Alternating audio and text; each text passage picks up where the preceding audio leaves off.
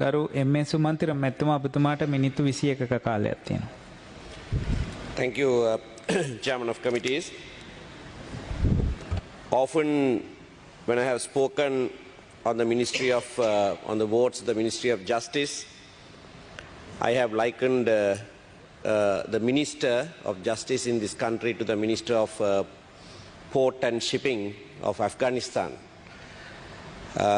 வளமையாக நீதி அமைச்சு சம்பந்தமாக பேசுகிற போது ஆப்கானிஸ்தானுடைய கப்பல் போக்குவரத்து மற்றும் துறைமுக அமைச்சரை போல தான் இந்த நாட்டிலே நீதி அமைச்சர் இருக்கிறார் என்று நான் சொல்வது வழக்கம்.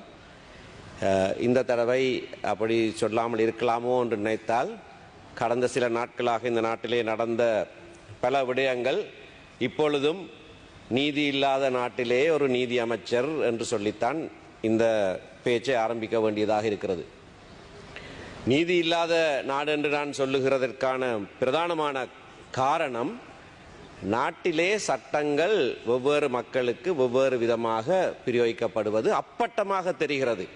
அது நாங்கள் சுட்டிக்காட்டக்கூட தேவையில்லை. கடந்த சில நாட்களாக வடக்கு கிழக்கிலே மரணித்தவர்களை நினைவு கூறுகிற அந்த உரித்தை அந்த மரணித்தவர்களுடைய உறவினர்களும் நண்பர்களும் மற்றவர்களும் உபயோகப்படுத்துகிற போது அவர்களுக்கு ஏற்பட்ட சங்கடங்கள், நீதிமன்றங்களை போலீசார் நாடினார்கள். நீதிமன்றங்களும் போலீசாருடைய கோரிக்கைக்கு இடமளித்து பழக்கமாகிவிட்ட நீதவான் நீதிமன்றங்கள் பல இடங்களிலே நீதவான்களுக்கு என்ன செய்வதென்று தெரியாமல் திக்குமுக்காடி கொண்டு கூட இருந்தார்கள். குற்றவியல் நடவடிக்கை சட்டக்கோவையின் 106ஆம் பிரிவு வேறு வேறு காரணங்களுக்காக சட்டத்திலே கொடுக்கப்பட்டிருக்கிறது. இப்படியான விடயத்துக்கு அல்ல என்பதை பல ஆண்டுகளாக நானும் இந்த மன்றத்திலேயும் சொல்லி வருகிறேன், நீதிமன்றங்களிலேயும் சொல்லுகிறோம். ஆனால் நீதவான்மார் பயப்படுகிறார்கள், அதுதான் உண்மை. அதற்காக உரித்து இருக்கிறது என்பதும் அவர்களுக்கு தெரியும். ஆனால் போலீசாரையும் ஆட்சியையும் பகைக்கவும் விரும்பவில்லை. ஆகையினாலே வேறு சில தடங்கல்களை போடுகிறார்கள், நிபந்தனைகளை விதிக்கிறார்கள். அந்த குறித்த சட்டம் இப்படியான ஒன்றுக்கு பொருத்தமே அற்றது என்று சொன்னால் அதை கண்டுகொள்கிறார்கள் இல்லை. இந்த தடவை கிளிநொச்சி நீதிமன்றத்திலே மட்டும்தான், நீதவான் நீதிமன்றத்திலே மட்டும்தான் 7 போலீஸ் நிலையங்கள் செய்த விண்ணப்பத்துக்கு இந்த சட்ட ஏற்பாடு இப்படியான நிகழ்வுக்கு பொருத்தமற்றது என்பதை நீதவானே ஏற்றுக்கொண்டு அத்தனையையும் புறக்கணித்தார். மற்ற எல்லா நீதிமன்றங்களிலேயும் சில நிபந்தனைகளை விதித்தார்கள். இது பொருத்தமற்ற ஒரு ஏற்பாடு என்பது எல்லாருக்கும் தெரியும். பொருத்தமற்ற ஏற்பாடு என்றால் அதுக்கு கீழே இப்படியான விண்ணப்பங்கள் செய்ய முடியாது. ஆகையினாலே இப்படியான ஒரு சூழ்நிலை, நாட்டிலே சட்டங்கள் வெவ்வேறு மக்களுக்கு வெவ்வேறு விதமாக உபயோகிக்கப்படுகிறது. கொழும்பிலே ரோஹண விஜயவீரனுடைய படத்தை அவர் சீருடையோடு தொப்பியும் அணிந்து செல்லுகிற படத்தை வீதி வீதியாக கொண்டு செல்ல முடிகிறது.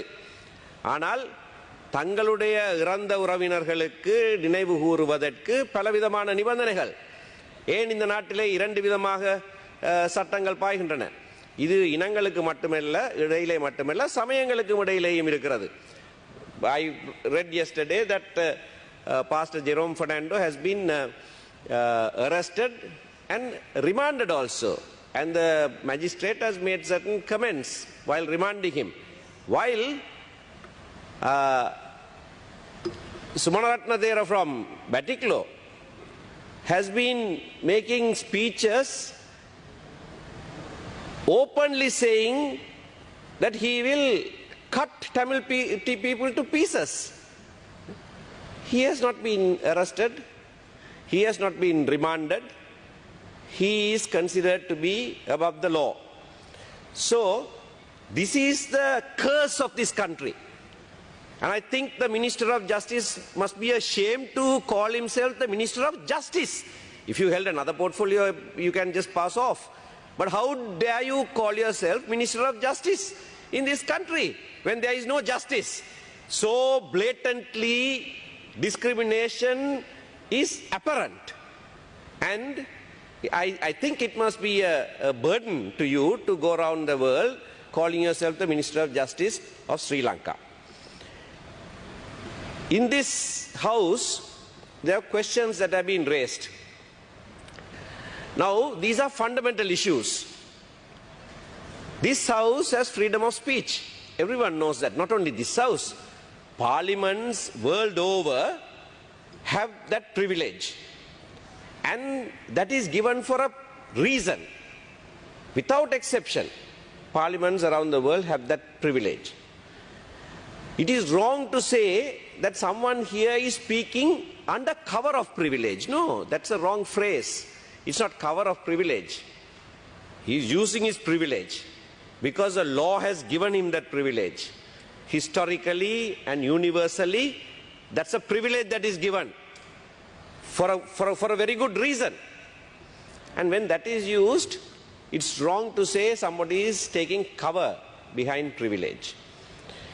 Now, this is a fundamental issue. Honorable Leader of the Opposition raised it today. Honorable Chief Opposition Whip raised it today. At first sight, any application made to court must be dismissed without even a hearing. That's how the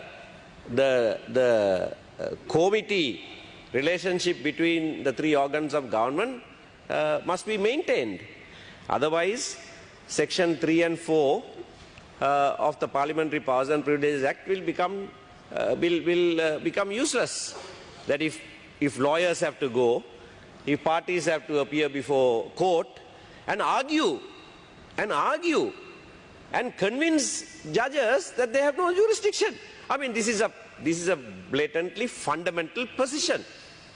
It ought not to be entertained. But that doesn't seem to be the situation in this country anymore. That expressions in the House here are being challenged. I don't want to go into specific cases because then we will ourselves be violating tradition of principles of sub judice and all that. So I don't want to do that. But it's a worrying factor. This is certainly a matter that must worry all of us as to the relationship between these organs of government. Now I want to come to something that happened in this House on the 24th of November and the 26th of November. On the 24th of November, His Excellency the President came into this House and he read from some determinations of the Supreme Court, and he asserted that the Constitutional Council is part of the executive. And then I spoke that day, soon after his speech, but he thought it was best that he does not remain in the House when I spoke. He left. 2 days later, in an afternoon, he comes into the chamber here, when I am not here, and then he replies me. And then he leaves again. When the opposition leader asked him to stay, he gets up and goes away. Now, what did he say? He said, 17th Amendment to the Constitution has established the Constitutional Council as a part of the executive. That is wrong. He said that he, Honorable K.N. Choksi at that time, and someone else, Honorable Karu Jayasuriya, drafted that law.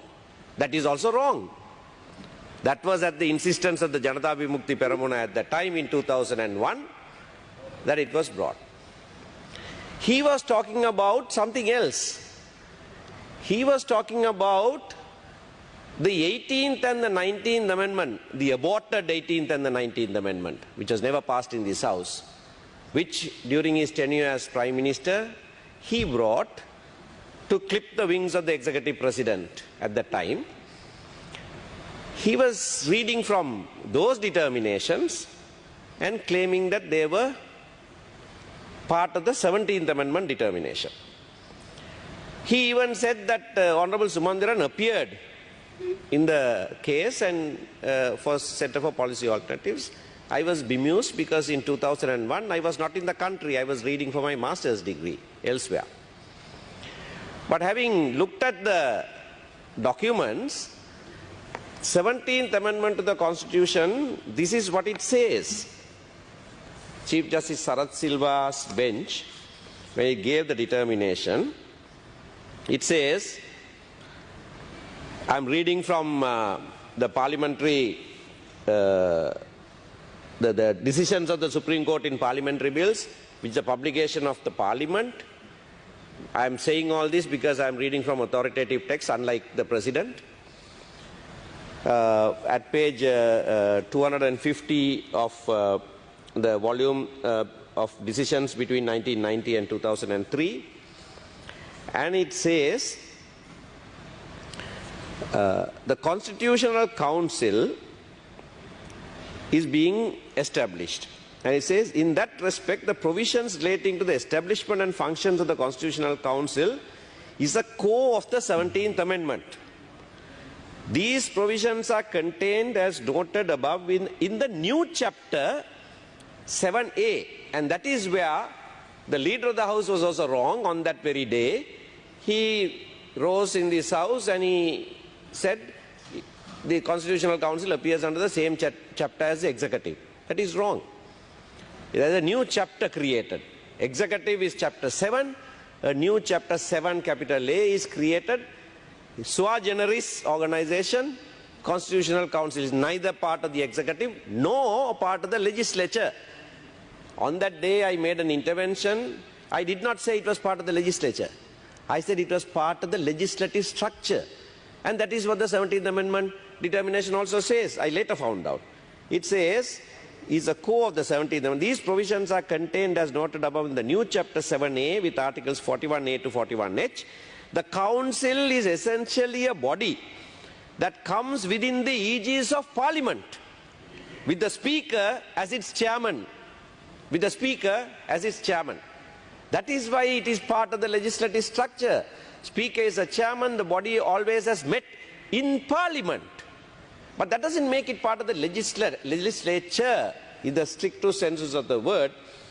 In the part that His Excellency quoted, which is actually the 18th Amendment to the Constitution determination, which appears at page 306 of the same volume, there is a statement that this is the executive power. The reason for that is the 18th Amendment bill. Honorable Minister of Justice, Honorable Vijayadasa Rajapaksa also appeared in this case.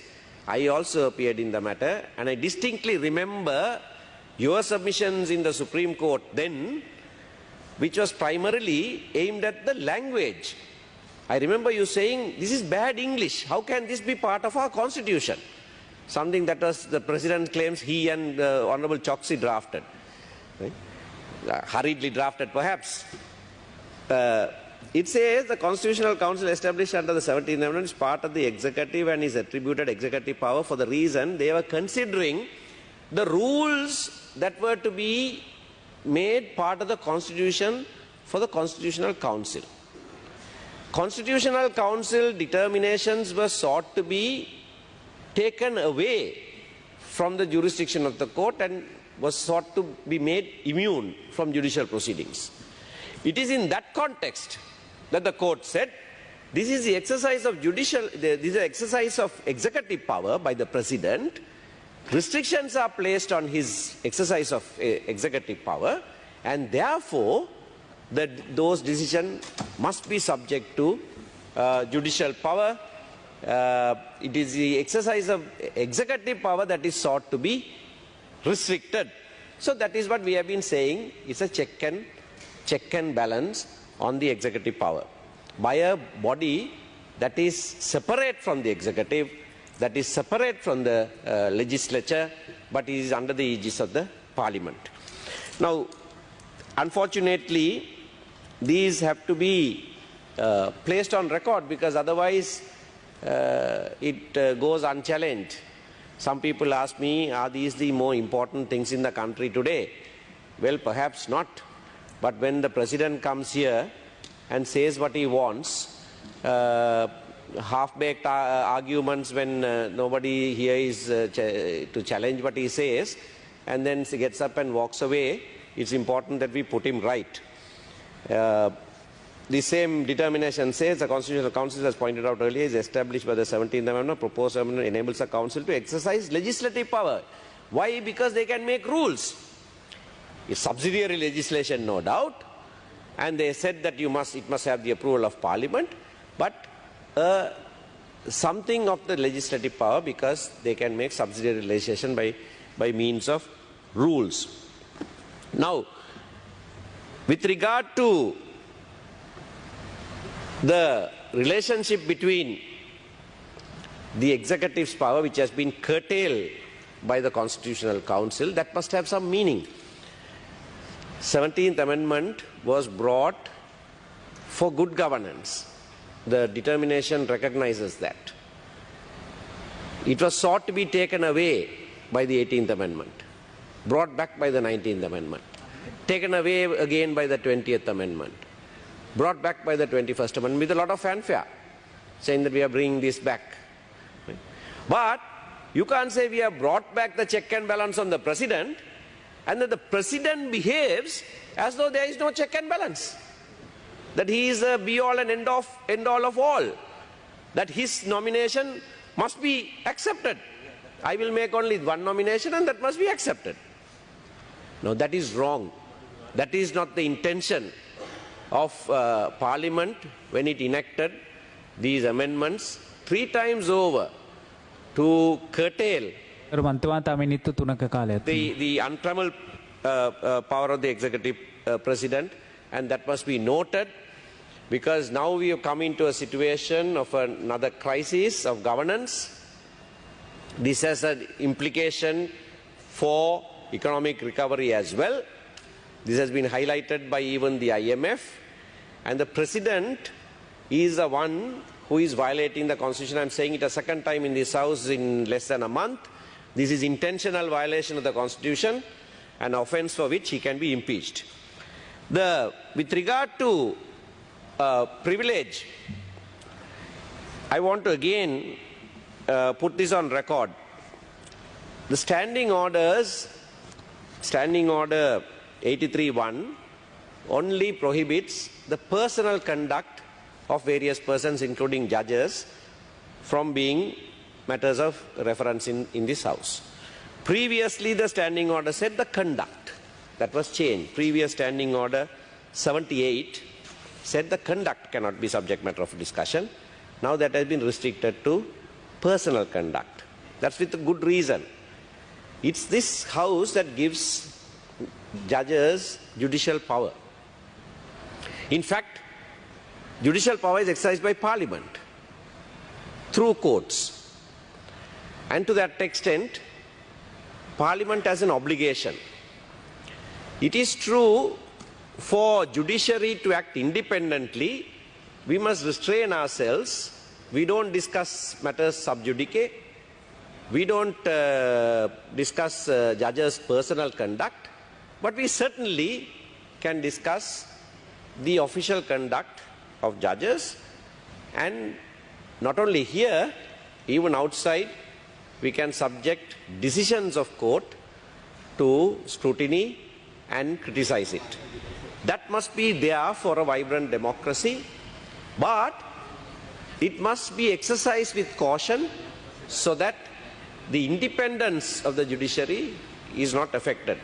These balances seem to be coming under attack, and to that extent I want to ask the Minister of Justice, who is a member of both organs in a sense.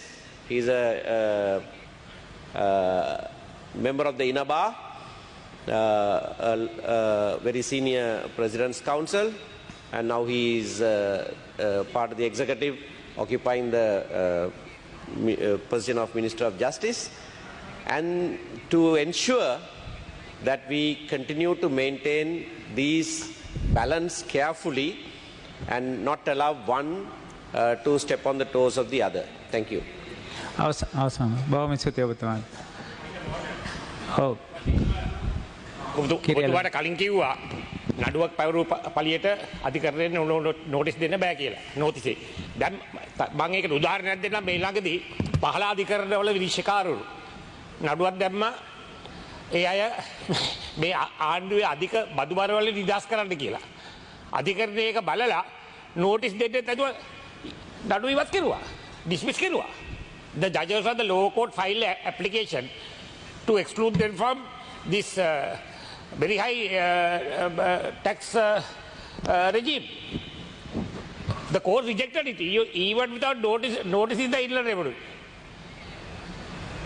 දේශීය ආදායම් බදුවකට කැදවන්න නැතුව නඩුව dismiss කෙරුවා. දැන් පාර්ලිමේන්තු මන්ත්‍රීවරයෙක් පැහැදිලිව තියෙන නීතියේ පාර්ලිමේන්තුවේ කතා කරපු නඩු දාන්න බෑ කියලා නඩුකාර විනිශ්චයකාරවරු නඩු තිබිත්තක් තියෙනවද කියලා නෝටිස් කෙරුවා. හොඳයි කරුමන්තුමා. ගරු Wijeyadasa Rajapaksa. Athanayakathumani, I am not going to talk about that case. That is a matter of sub judice. But the legal principle everybody knows.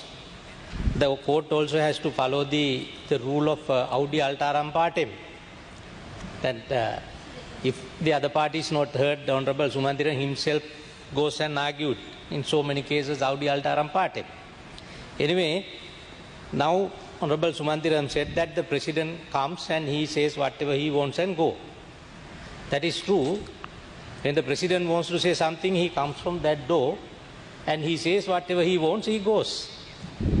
Similarly, Honorable Sumantiram, when he wants to say something, he comes from that door and he goes back. What is wrong with that?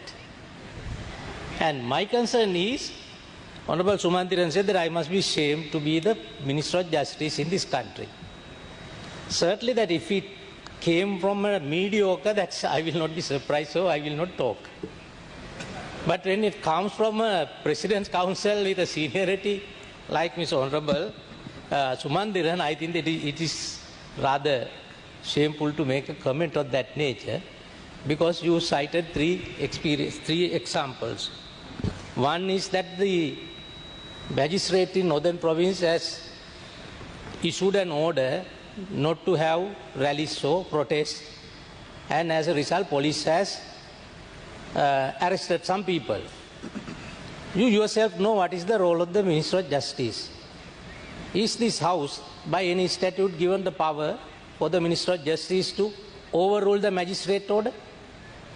And you said about the monk's story. He has made some hatred speeches. Can the Minister of Justice go and arrest him? If anybody is affected, that it's their duty, his duty to go and make a complaint to the police, that the police has to act upon it. On the privilege issue, Honorable Deputy Speaker, that I didn't speak for any of the sides. Normally, when you file a case, you don't go to the judge. Parties are not allowed to have access to the judge. You go to the registrar. Then the registrar has to accept the plaint or the petition. After that, he has to give a number. Then only he will send it to the judge. Then it is the practice, inveterate practice during last 2 centuries in this country. Then thereafter, of course, when the other party appears, they are entitled to take up any objection, even they can ask even the notice to be recalled. In how many cases Honorable Sumantiran has appeared and made such applications? You know that I know. We have enough experience. But we have to be truthful in this House. We have to be truthful. On that, why are they being arrested under PTA? This is not about the determination. We were talking about this privilege issue. No, I'm asking about the other matter, about why is the government not making a direction that the police not use a PTA? බොහොම ස්තුතියි ඔබතුමාට.